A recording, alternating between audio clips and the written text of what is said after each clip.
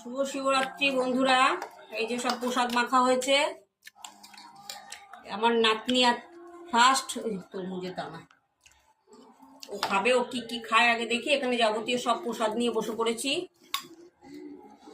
পুজো এই শেষ হলো, যদিও সবাইকে পুজো আমরা 4 পরেই জল ঢালবো।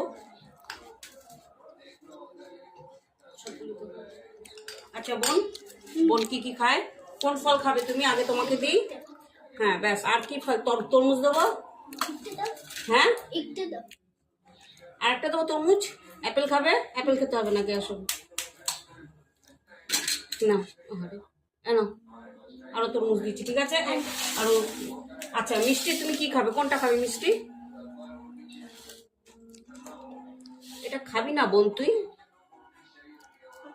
ওকে এইটা দাও, এই পাশেরটা দাও। হ্যাঁ ওটা দাও, ওটা খাবে না। আচ্ছা বোনের প্রসাদটা দেখাও আগে। হ্যাঁ একদম ভালো মতো খেয়ে নেওয়া প্রসাদ, ঠিক আছে।